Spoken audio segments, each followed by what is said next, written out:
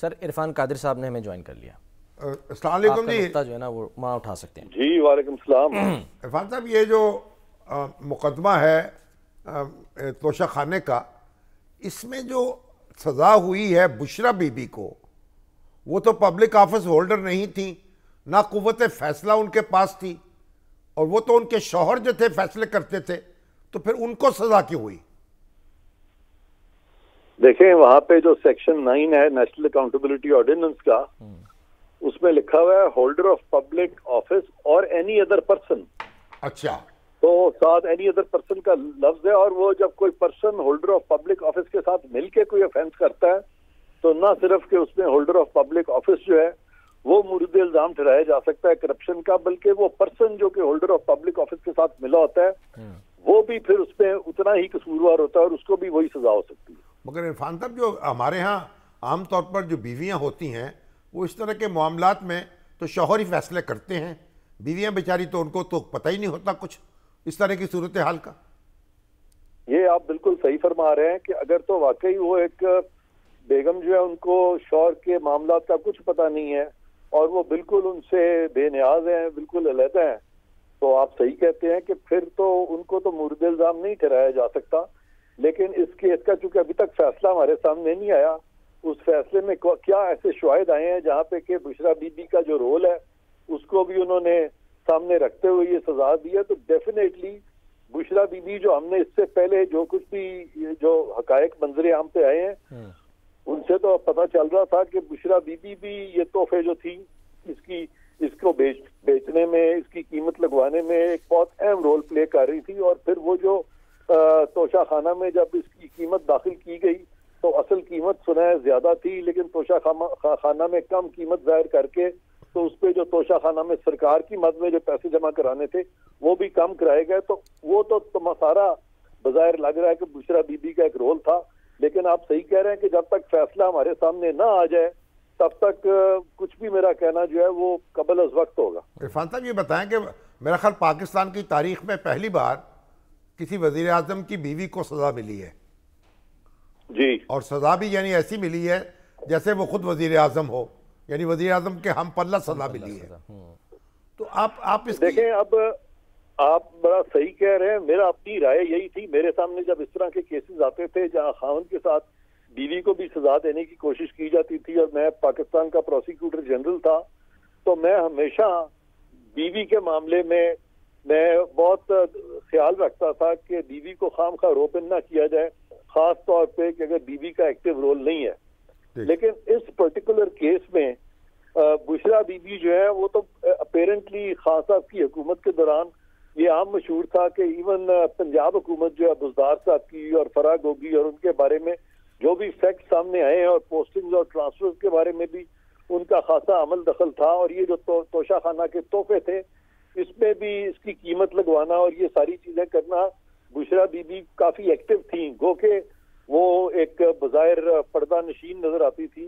उनका एक रूहानी एक तारुफ था कि जी वो एक रूहानी शख्सियत है, लेकिन उसके बावजूद अफसोस इस बात का है कि वो इतनी रूहानियत को की झलक दिखाते हुए भी उन्होंने बहुत सारी ऐसी चीजें की जो कि अनफॉर्चुनेटली करप्शन के जुमरे में आती हैं। इस वजह से उनको इससे बरीउस दिमाग इतनी आसानी से नहीं आप करार दे सकते। इरफान साहब, ये बताइए कि ये जो इसकी टाइमिंग है उसके बारे में सवाल हो रहा है, और इतनी जल्दी जो मुकदमे को समेटा गया, अगर ज़रा सुकून से सुन लिया जाता और वो यानी थोड़ी सी अदालत 2-4 दिन और ले लेती तो इसमें क्या मज़ाक़ा था? मेरी बिल्कुल यही राय थी कल के मुकदमे के बारे में, साइफर वाले के बारे में। उसमें बहुत तेजी भी दिखाई गई और उसमें देर तक रात को बैठे भी रहे, और वो जिस तरीके से वो पाया तकमील को पहुंचा और जो टाइमिंग थी उसकी, ऑब्वियसली वो इलेक्शन से पहले, उसमें मैंने कहा था कल के इंसाफ होता हुआ मुझे नजर नहीं आया। लेकिन इस केस में तो ऑलरेडी मुझे पता है कि एक तो इससे पहले भी ये मामला आ चुका था तोशा खाना का और इनको 3 साल सजा हुई है। उसके बाद नैब ने इसको टेकअप कर लिया और नैब का एक अपना कानून है, गो के पाकिस्तान के आइन में ये आर्टिकल है कि किसी को भी आप 2 दफा प्रोसिक्यूट या 2 दफा पनिशमेंट नहीं दे सकते सेम ऑफेंस पर। यहाँ पे ये भी इशू अराइज होगा कि क्या सेम ऑफेंस पे ये खान साहब को दूसरी दफा सजा दी गई है, और दूसरा कहा जाता है कि नहीं वो जो ऑफेंस है वो जनरल लॉ में थी, ये ऑफेंस जो है ये स्पेसिफिक नेशनल अकाउंटेबिलिटी ऑर्डिनेंस में है, दोनों की सजाएं मुख्तलिफ हैं।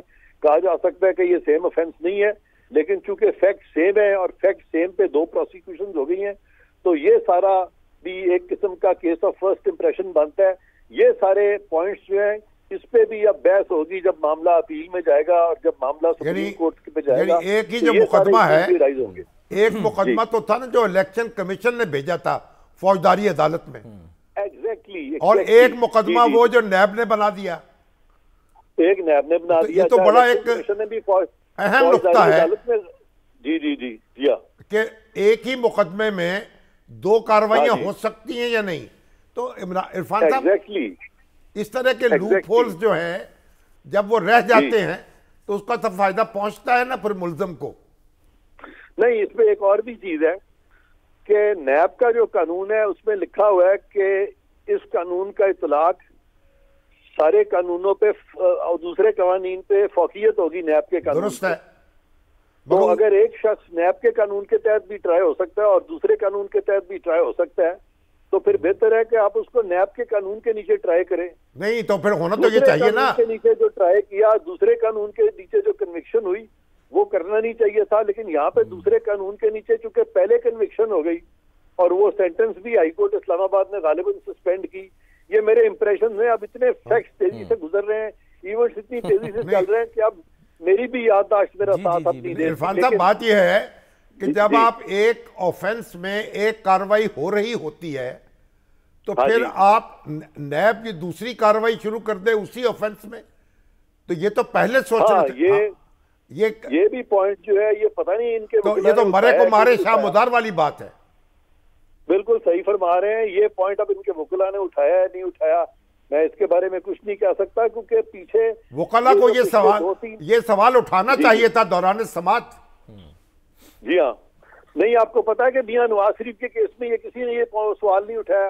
पहली दफा मैंने मरियम बीबी के केस में उठाया। मैंने कहा कि आपने एसेट बियॉन्ड नोन सोर्स के केस में 3 रेफरेंस कायम कर दिए हैं, और शामी साहब आपको याद होगा आपके प्रोग्राम की वसातत से भी मैंने ये बात की थी कि 3 reference asset beyond known source के आप बना ही नहीं सकते, क्योंकि आपके एसेट 3 हो, 10 हो, 20 हो, 100 रेफरेंस एक बनेगा, ऑफेंस एक बनेगा कानून में। बिल्कुल ठीक। तो ये सारी बातें जो है ये भी जाके तो पहली दफा उस वक्त मुझे याद है कि मैंने ये की, वकीला जो है उन्होंने बहुत सारों ने नहीं की, पता नहीं क्यों नहीं की, ये आप उनसे पूछें कि उन्होंने क्यों नहीं की। इरफान साहब, ये बताइए कि अब जो अपील जाएगी तो वो फौरी तौर पर समाअत होगी उसकी या बारी पर समाअत होगी? मैं समझता हूँ ये पहली हियरिंग होती है ना, सस्पेंशन जो मूव की जाती है उसकी तो फौरी समाअत होनी चाहिए। ठीक, उसकी समाअत जल्दी होती है, और उसके बाद जब सस्पेंशन पे फैसला आ जाता है तो फिर अपनी रूटीन के मुताबिक फिर बारी आती है। सजा मुअत्तल हो सकती है इब्तदाई समाअत में। हाँ, इब्तदाई समाअत में ये फैसला कर सकते हैं कि सजा की मुअत्तली होनी है कि नहीं होनी। ठीक। जब वो फैसला हो जाता है मुअत्तली होने का या ना होने का, तो उसके बाद फिर मामला जो है वो अपील की फाइनल डिसीजन पे जाता है। उसमें अक्सर मैंने देखा है 2-2 साल 3-3 साल लग जाते हैं। मगर अगर सजा मुअत्तल हो जाए तो इसका मतलब है फिर जमानत पर रिहाई हो जाएगी? हाँ, फिर जमानत पे रिहाई हो जाएगी, और जब मुअत्तली होती है तो वो ऑर्डर इतना मुकम्मल लिखा जाता है कि वो फिर न सिर्फ के मुअत्तल होती है बल्कि इवेंचुअली वो एक्विटल भी हो जाता है। और जो ख्वातीन हैं उनकी जमानत के हवाले से तो काफी लीनियंट व्यू लेती हैं हमारी अदालतें। लेना भी चाहिए, क्योंकि अगर ख्वातीन का एक्टिव रोल नहीं है तो बड़ा जुल्म है कि एक खावंद जो कि एक होल्डर ऑफ पब्लिक ऑफिस है और वो एक पर्दा नशीन लेडी को खामखा फंसा दे या उसके नाम पे गिफ्ट लगा दे, तो उसमें औरत का तो कोई कसूर नहीं है। लेकिन अगर औरत एक्टिवली इन्वॉल्व है सारे मामलात में, तो और उसके फैक्ट्स जो है सामने आते हैं, उसका एविडेंस सामने आता है, तो फिर उस औरत की भी कन्विक्शन हो सकती है। ठीक है सर, बहुत